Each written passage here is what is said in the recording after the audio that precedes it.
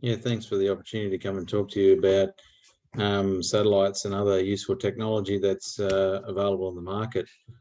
Some of these technologies have been around quite a while, but I think what's happening recently is availability has improved and access to technology is getting better. And I hope that it's getting easier out there to implement this kind of work. So I'm going to talk through some of that. And I guess we'll start with the problem. The biggest issue that we've got still in our cropping lands is that the yield variability is huge. And we've looked at thousands of paddocks over the last 20 years in yield maps, and on most of them it's at least 300% variation. And this is an example of a yield map below, where you can see some areas of 1.5 tonnes per hectare and other areas of 4.5, going 4.5 tonnes per hectare. So, there is significant variability in all of our paddocks. So if you've got variability, don't be ashamed, because it's pretty much across the board.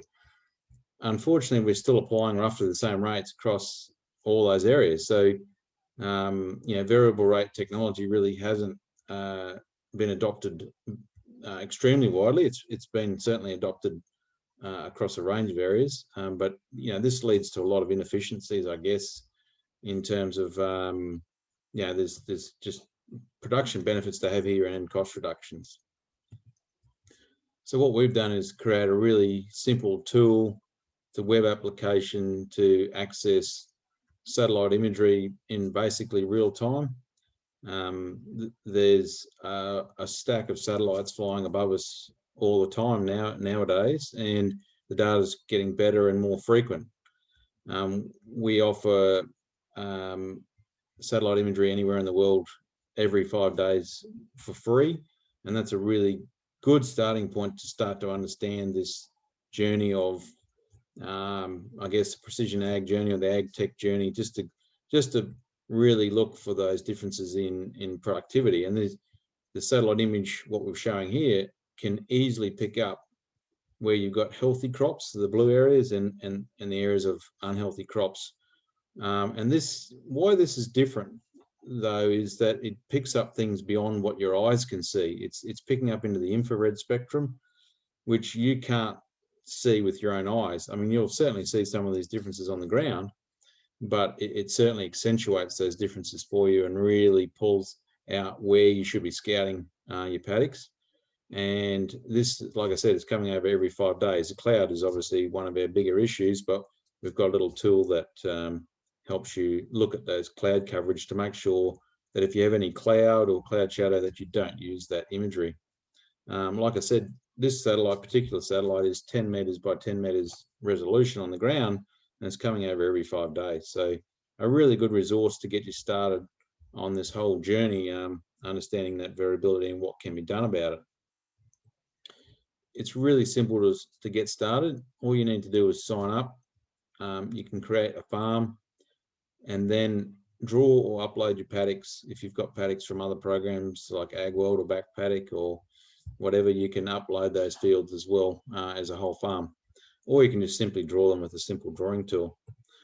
And straight away, you can get access to the satellite data. We give you what we call NDVI, which is a vegetation index. So the higher the number, the healthier the vegetation, essentially. But clearly, you need ground truthing. Otherwise, the highly actively growing vegetation areas could be, in fact, weeds.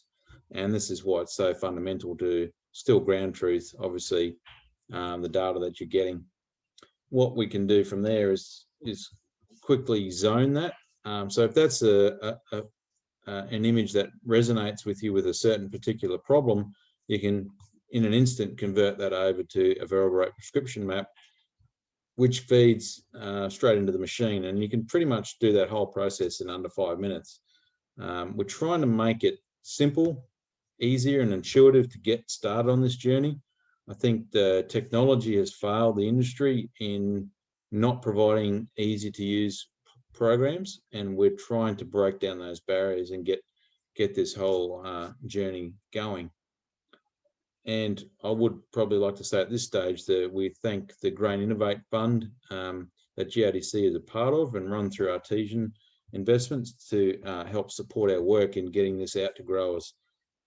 In fact, we now got 20,000 farms using this particular platform. This is an example recently. I know it's not grains, but one of our clients, Lachlan Nass, did some cotton. It unfortunately got a bit sandblasted. We're able to pick that up in the image, and he went and applied different rates of product of fertilizer on that cotton, depending on how actively growing it was and how much plant was left.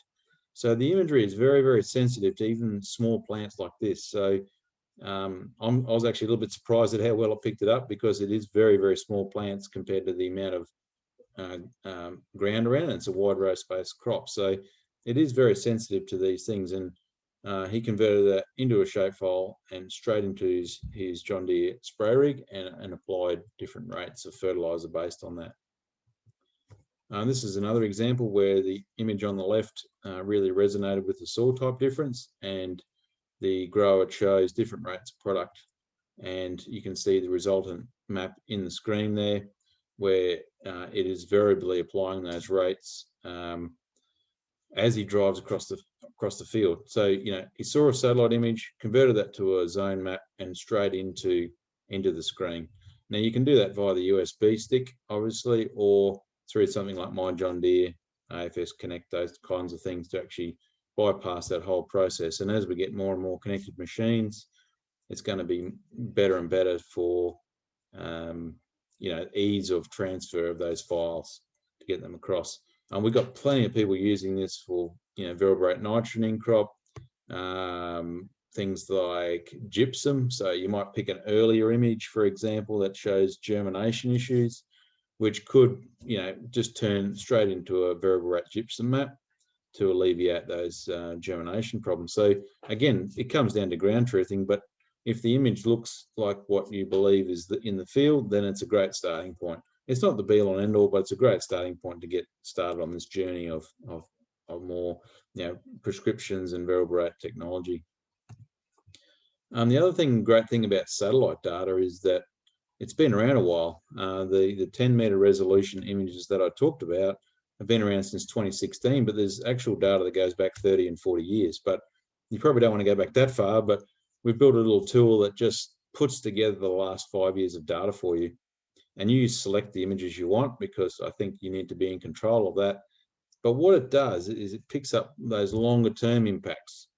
And this is fantastic for soil testing. And this particular example, the low growth areas in red and orange there were as a result of poor soil depth. So we've working with the grower to actually cut back the rates in those areas, simply because they just don't have the productive capacity of the blue areas. So the grower was really satisfied that we could pick up those long-term differences, basically all on 5 years of satellite data. Very, very low cost way to enter into this, and a good starting point for getting those soil test points located in the right spots. You can see this is a 5 zones, so 1, 2, 3, 4, 5. You can see on the right-hand side there. You could easily just drop that back to 3 or whatever you like. So I think, yeah, just a simple starting point that's already available for you to get started. What we've been working on is getting these tools integrated into other software. I mean, you're already probably using some of these software if you're an agronomist. Things like Backpaddock, AgWorld has integration. We're working with Summit Fertilizers to pull this same imagery data into their platforms, so that you don't have to leave that software to get access to that data. With Backpaddock, we actually also integrated the zoning tool, so you can look at all your imagery in there and actually do your zone maps as well, all from the one piece of software. And I think we're going to see more and more of that kind of tools being made available. We're working with APEL Labs to bring the zone maps into their soil sampling app, which then is basically completely paperless. A whole process from determining the sampling sites, pushing that to the offline app in the field, scanning the bags in the field, right through to the lab. They're all fully scanned, no paperwork, all submitted online, and all the results flow back through their app, and you can see the results over the top of the zone maps, which is, to me, a really great next step. I don't think we should be doing non-targeted sampling anymore. I think just doing rough drives across the paddock getting samples is a thing of the past. I think we need to be targeting all of our soil sampling from here on in, and you can either use satellite data, you can use yield maps, you know, even things like EM mapping, and you know, to get started on that journey. And that's a good segue into EM mapping. It's been around for a long time, EM mapping. It's been around since the 50s, but now we're getting quicker and simpler tools to collect that data. And this is an example of a EM soil mapping machine, which penetrates down to 1.5 meters into the soil profile, which gives you a really good indication of what's happening below the surface, and picking up those clay content differences or salt or moisture differences, and really starting to hone in where the problem areas might be. And often we'll find that this is a great starting point for variable rate gypsum. So a really, again, a tool that's becoming more widely available. Agronomists are really jumping on board to get this data out. We've got a couple of these machines running around now to collect that soil data as a good base starting point. And I want to talk about another thing too, where other growers have used imagery for different purposes. And this is one of our clients, 1,000 hectares of canola, and they said, well, where do we start swathing? You know, we're getting bigger and bigger paddocks, and we thought, well, surely the dry down phase of canola can be detected easily. We know from work in rice that we can detect grain harvest moisture content in rice very, very accurately. So we thought, well, there's got to be something in this, and so we grabbed this paddock and a few others from the year before, and actually looked at what is the same index, the vegetation index I talked about before, what's actually happening. And this was the results from the dry down in 2019, so the year before. And the stars represent the time that they swath the paddock, and each of those lines represents different paddocks. And you can see the slope of the line is different, and that, but ultimately the endpoint's roughly the same. So we think that around about 0.4 NDVI reading is about the ideal time to swath canola. Clearly this is only on 4 paddocks, but it shows what's possible, I think, in the future.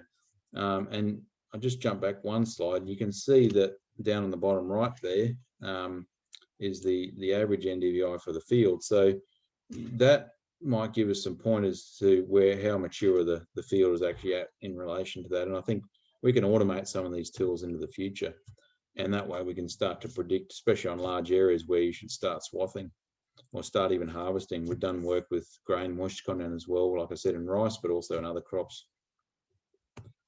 Thanks very much for the opportunity to come and talk to you about some of the new things that are available. Feel free to contact me on the details here. Thank you.